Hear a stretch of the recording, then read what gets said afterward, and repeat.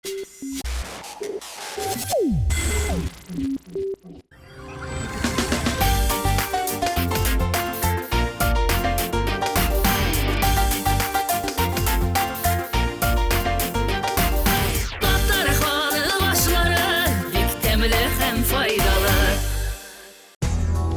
bir hujabikening o'z siri, o'z liniyasi.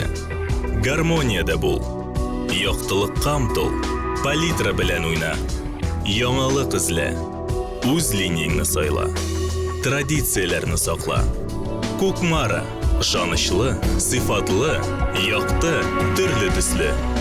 Vaqt bilan sinalgan sovut saba.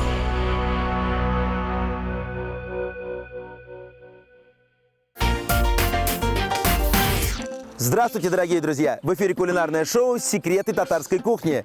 Мы продолжаем наши кулинарные путешествия по районам Республики Татарстан. И сегодня нас в гости ждет Рыбная Слобода. Рыбно-Слободский район расположен в центральной части Республики Татарстан, на правом берегу реки Кама. По площади Рыбно-Слободский район находится на 7-м месте по Республике Татарстан и занимает больше 2000 квадратных километров. В районе возделываются яровая пшеница, озимая рожь, ячмень, овес, картофель. Главные отрасли животноводства – мясомолочное скотоводство, овцеводство и пчеловодство. Издавна основным промыслом жителей Рыбной Слободы было рыболовство. Это отображено и на гербе района. Дорогие друзья, здравствуйте! Всем хорошего солнечного настроения. Такого настроения, как у нас сегодня царит здесь, в Рыбной Слободе. И готовит сегодня с нами начальник отдела социально-культурной сферы Наталья Петровна Чернова. Здравствуйте! Добрый день! Как настроение? Оптимистичная. Оптимистично настроены мы сегодня на хорошее блюдо, которое называется... Хашлама. Хашлама мы будем готовить по особому рецепту. Итак, рассказывайте. В первую очередь это мясо барашка, которого закололи сегодня утром. Свежий специально для нашей этой программы. Абсолютно свежий. Так, ингредиенты остальные. Так, хашлама блюдо, в принципе, очень простое. Это лук, морковь, помидоры, перцы. Нет, картошечка у нас для другого. Нет. А то мы привыкли. Мы капуста. Капуста еще. Капуста. Мы ж татары привыкли, мы картошку везде добавляем. И в хашламу, и в манты. А сегодня картошка будет отдельно. Картошка так, я будет тогда, отдельно. с вашего позволения, возьму мясо. Да. Буду его разделать. Я думаю, крупными кусочками. Да, да. Даже желательно крупными кусочками. Так, а я начну с лука. Приступаем. Наталья Петровна, скажите, пожалуйста, почему именно хашлама? Ну, во-первых, я очень люблю мясо.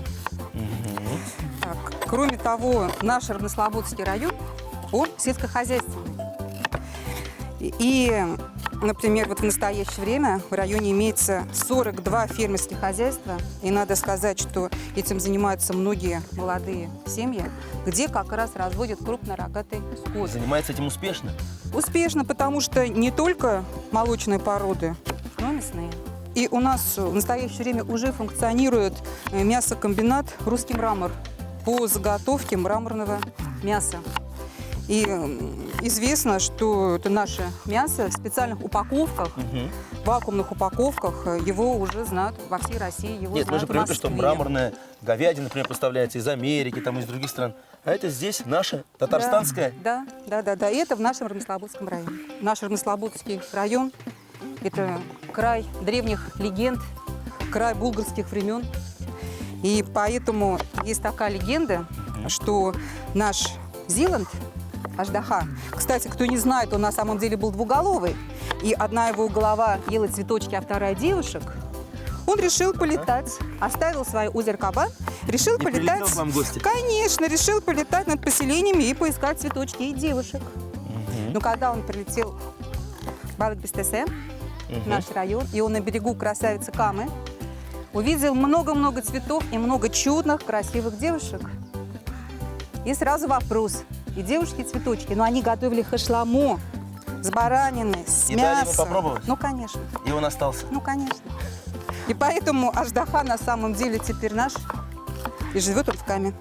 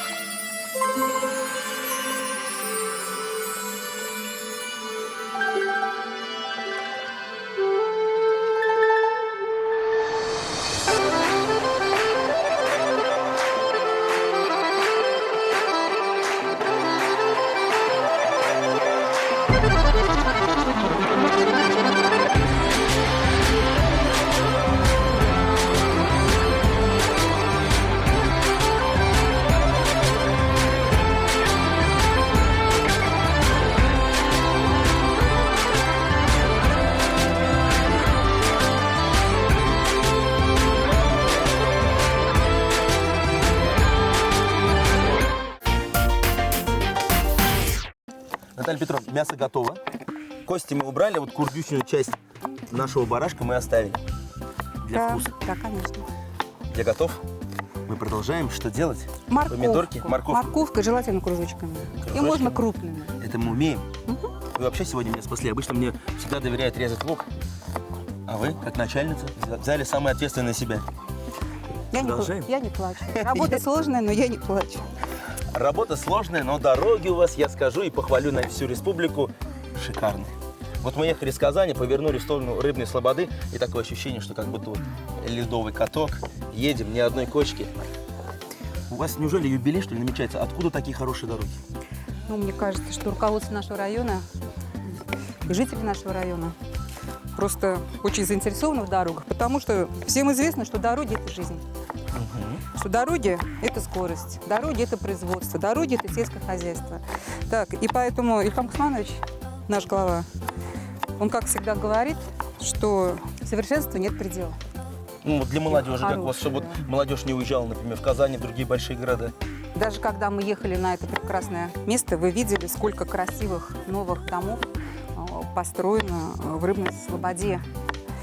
И на самом деле молодежь рыбнослободская старается оставаться, потому что такая красота, экологически чистый район. И когда ловится рыба, у нас всегда ловятся раки. Говорят, что раки, они живут только в самой чистой воде.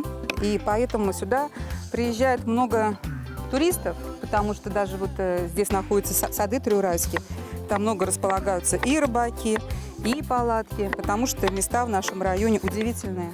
Еще есть Шумбутский лес, который абсолютно похож на тайгу. В этой тайге стоят рощи, пихтовые рощи, представляете? Они же очень полезны и для легких, и для всего. Это все в нашем районе. Морковка у нас готова. Так, что нам еще остается дорезать? Так, перчики, Перчики, капусту, капуста, помидоры. помидорчики. Какая у вас интересная посуда. Как будто бы экспонат музея. Ну, скорее всего, это из бабушкиной печки, но экспонат. Дело в том, что Рыбнослободский край – это край древних времен, Золотой Орды, древнего города Кашана и, конечно же, больших великих чалов, Чалинское городище. Дело в том, что если ехать по трассе М7 и свернуть направо, всего в 4 километрах находится известное Чалинское городище. Это древний город примерно 12-16 веков. И он как раз перепадает и на булгарский период, и он, значит, идет как раз на период Казанского ханства. И даже считается, что один из периодов там правил брат Сюмбике. Он находится между селами Тяпчелны и Кутлбукаш. Вот. И в Кутлбукаше есть как раз музей городища. Но сколько веков исчисляется вот Рыбнослободской земли? Вы знаете, если брать саму Рыбнослободскую землю, я бы, например, взяла 8 век до нашей эры. Это ананинские племена, 5 век нашей эры, азелинские племена. Дальше на эту землю приходят и меньковские племена, и где-то в 8-9 веке уже булгары. И, кстати, считается, что на Триурайском городище даже нашли одну золотую монету булгарских времен. И, кроме того, как раз вот там на Чалинском городище внизу находится могила известного мусульманского проповедника. Это Хальфа Бабай. Ну, считается, что он очень много знал информации, что он в свое время говорил, что придет время, когда по реке, разделяющей две деревни, она покраснеет, чалмы будут плыть, намекая даже на 1937 год. Может быть, это не для этой передачи, но он смотрел века. И, в общем, хотелось бы, чтобы люди, которые приезжают в район, заворачивали 3,5 километра, приезжали, видели наше городище, наш небольшой музей и эту могилу действительно такого великого Хальфа Бабая. Дорогие друзья, мы ждем вас в этом прекрасном месте. А после небольшой паузы мы продолжим готовить хашламо по рыбно-слободскому рецепту.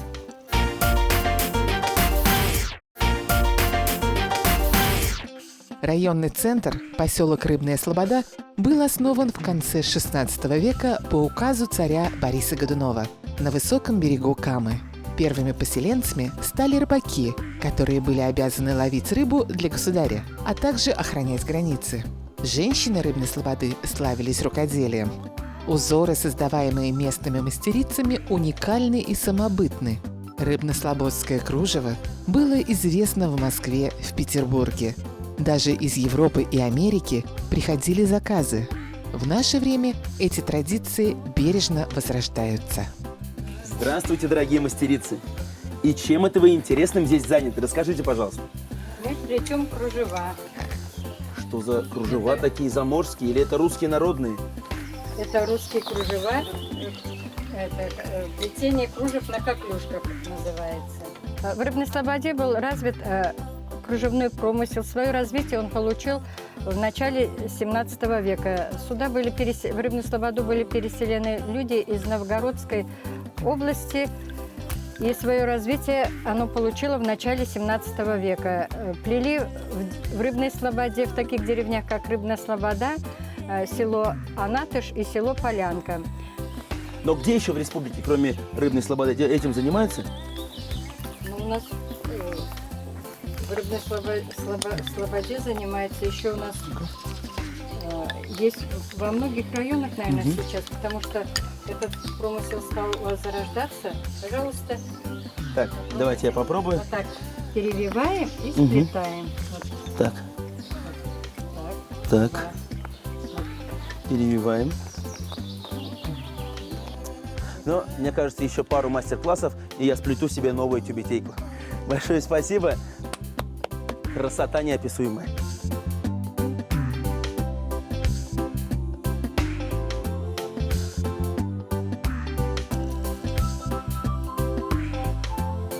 Вот такие красивые картины получаются у рукодельницы из Рыбной Слободы Ремзии Фатаховой. Ремзия Айсамиса, здравствуйте.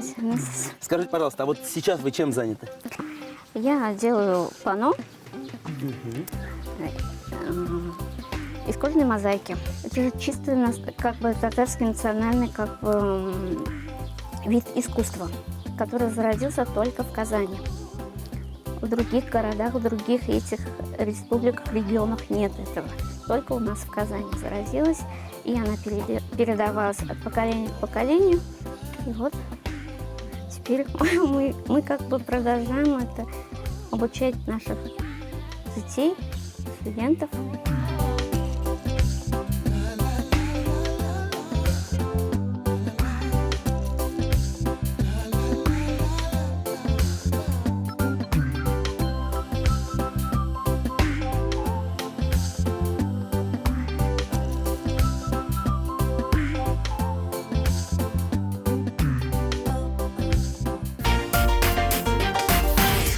Дорогие друзья, мы продолжаем готовить хашламу. Находимся мы на прекрасном берегу, рядом с Камой, в Рыбно-Слободском районе. И вместе с Натальей Петровной продолжаем готовить хашламу.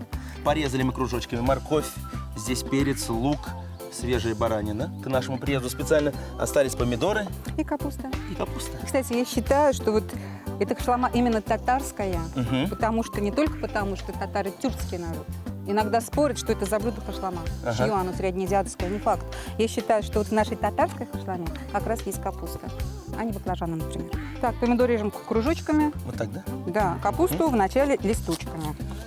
Убираем листочки, пытаемся, по крайней мере, их снять. Наталья Петровна, у вас, как у начальника социально-культурного отдела, хочется спросить о культурной жизни Рыбно-Слободского района. Работы в культуре всегда много, потому что культура связана с людьми. Она связана с праздниками, и не только. Она просто связана еще и с жизнью, потому что в каждом селе, даже в самом маленьком, в обязательном порядке должен быть свой клуб. Пусть он будет небольшой, пусть он будет маленький, но он должен быть, чтобы людям было куда идти. И надо сказать, что, например, вот у нас после Нового года есть, значит, такой большой фестиваль имени нашего композитора Рахмана Ахмадеева. Это наш композитор. Вот наша школа как раз Ваш тоже. земляк? Это наш земляк. Получается большой-большой фестиваль, когда сельские поселения ездят в гости друг к другу с концертами. Надо сказать, что по программе нашего президента «Сельские клубы» так, у нас уже открыты 4 новых клуба, и мало кто знает, что когда 4 года назад Рустам Нургалиевич приехал в Новый Арыш, это его родина, у нас как раз открывался новый клуб. И вот именно с этого клуба и началась программа «Сельские клубы». Рустам Нургалиевич приехал, выступил и решил. Она проходит во всей республике и, конечно же, в нашем районе. Кстати, эти клубы, они не простаивают. Туда приезжают гости, приезжал и госансамбль, и наши известные артисты, очень много наших и известных земляков. Ну и просто нравится людям. То есть и работать любите, и отдыхать умеете. Ну, как все. Наталья Петровна, посмотрите, пожалуйста, проверьте. Все у нас порезано, все у нас готово. Сейчас мы берем наш казанок и все это будем складывать. Да. Самый интересный Да. процесс приготовления хашламы Да, начнется именно сейчас. Первый слой. Самое главное, первый слой и самый главный секрет. Мы сюда масло не льем. Вот оно, Потому как что я сказала, что это абсолютно здоровое блюдо с абсолютно чисто экологическими продуктами. Вначале мы раскладываем лук.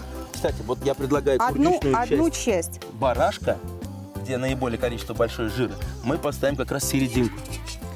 Плюс самый главный секрет хашламы – это овощи, которые дают основной бульон. Морковку. Так, морковочку. Да. Все перекладываем? Нет, половинку. Половиночку. Половинку, да. Так, на морковку мы кладем сладкий перчик. У нас живут татары, живут русские, живут кряшины. И очень много своеобразных праздников. Это не только Сабантуй, это не только Масленица. У кряшин очень есть интересный праздник Чук. Это аналог нашего Сабантуя, где ловят поросят, петухов. И у них немножечко все необычно, чуть-чуть все по-другому. Так, сейчас помидорки слоем. Да, это тоже не все. Кроме того, необычные свадебные обряды, когда сватьям на головы раскладывают подарки. Им нельзя пошевелиться, когда они приходят друг к другу. Вот они выстраиваются, и вот им сюда на головы кладут платки, полотенца, и они вот таким вот образом поют песни. Слава богу, не телевизоры и микроволновки. Да. Вы знаете, также русские проводят Троицу. В Рыбной Слободе у нас проходит День рыбака. И еще мне всегда нравится такой очень необычный татарский праздник. Его даже, наверное, нельзя праздником назвать, такое необычное таинство. Это Иске-Арыш, старый Арыш село. Там проходит праздник Изеляр-Аше. Это когда люди собираются семьями на этот праздник. Вы представляете, они съезжаются и из Татарстана, и если они где-то там проживают, это дети, это бабушки, это дедушки. Они расставляют большие котлы, складывают туда мясо. Знаете, приходят все вместе. И вот затем по-семейному, вот так кружочками, они расселяются, они все это кушают, они вспоминают свою жизнь, своих бабушек, своих дедушек. Это обычно бывает после Сабантуя. Трогательно и красиво. И это в нашем районе есть. Кстати, мы забыли пропорции сказать. Лука можно брать столько же, сколько и мяса. Например, 3 килограмма лука, 3 килограмма мяса. Это не помешает. Да, некоторые берут... Лука не бывает. Да, лука не бывает. Некоторые берут одинаково, сколько мяса, сколько помидорок. Да, но я, например, все-таки и помидорок, и лука кладу поменьше, а перчиков даже можно было побольше. Мы каждый слой солим. Значит, мы там уже добавили приправу. Можно побольше. Можно, да. И еще, конечно, скажу такой секрет рыбнослободской хашламы. Знаете, приправу можно не класть, чтобы был вкус вот наших натуральных деревенских овощей и мяса. Я дома обычно не кладу. Так. Но это, как говорится, на любителя. Это на любителя, и поэтому мы сюда перчик, все-таки положили, да. Значит, сейчас важно положить помидорки, потому что они дают сок. Помидор очень хорошо нарезал, да, потому что они дают сок. А у нас последний слой – это капуста. Так, это все-таки капуста, да. Даже вот эту вот крупную капусту можно было положить больше вовнутрь, да? Ну, ничего страшного. А сверху мы закрываем хашламу листочками. Так, в серединочку мы можем положить просто вот так вот пучками укроп, который мы уберем, когда она будет готова. Вот так для вот. вкуса? Да, просто для вкуса, да. Но это блюдо вот сейчас в августе наиболее актуально, потому что у всех уже помидорчики, огурчики, Да. капуста даже у некоторых есть, у кого есть теплица. Да, и не только теплица. Остается только купить свежего барашка Ранее и капуста. приготовить хашламу и обрадовать себя и друзей. Котелок у нас полон, и мы отправляем хашламу на костер. Казан поставили на огонь. И, Сколько вот он томится? ну, знаете, как вот обычно говорят, минимум 1,5 часа, я бы оставила 2 часа, даже 2,5, чтобы мясо протомилось, дало сок. Тем более в такую погоду можно полежать, погреться на солнышке, Да. искупаться на каме. И, кроме того, если не открывать, я думаю, оно все-таки будет через 1,5 часа готово. Мясо нарезали крупными кусочками, лук полукольцами, помидоры, морковь кружочками, а сладкий перец соломкой. С вилка капусты сняли верхние листья целиком, а середину также нарезали соломкой. В казан выложили половину лука и несколько жирных кусочков мяса. Затем по половине количества моркови, перца, капусты, помидор и мяса. Все посолили и приправили по вкусу. Снова слоями выложили лук, перец, морковь, мясо. Сверху помидоры. Посолили, закрыли казан целыми листьями капусты, уплотнили, добавили укроп и поставили на огонь на 1,5-2 часа. Партнер нашей программы – Кукмарский завод металлопосуды. Представляет бренд Кукмара. Посуда линии Модерн – это литая толстостенная посуда с высококачественным антиперегарным покрытием нового поколения. Друзья, не ошибитесь при выборе. Обратите внимание, на всех изделиях Кукмарского завода металлопосуды имеется литой фирменный знак в виде логотипа Кукмара. Покупайте только оригинальную посуду. Дорогие телезрители, если вы не успели записать рецепт сегодняшнего блюда, мы ждем вас в нашей группе ВКонтакте. Готовьте свои любимые блюда, фотографируйте их и делитесь своими кулинарными секретами. А мы с Натальей Петровной приготовили вот такой красивый стол. Хашлама по рыбно-слободскому рецепту. Скорее! Тарелочку. Много мяса. Все обжигает, много мяса, но в то же время у хашламы всегда есть бульончик из натуральных овощей. Его я хочу попробовать. Очень горячо. Итак.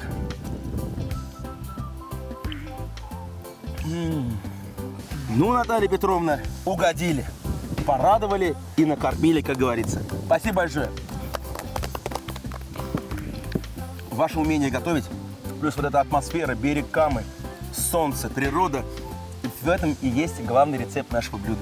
Большое вам спасибо. Спасибо. Вам спасибо за такую прекрасную передачу. Приезжайте к нам еще в гости. И вообще все приезжайте к нам в гости. В наш прекрасный, дружелюбный Рыбнослободский район. Всегда ждем. Хербатый Дуслар, вы смотрели программу «Секреты татарской кухни». Увидимся через неделю. Сау бологас!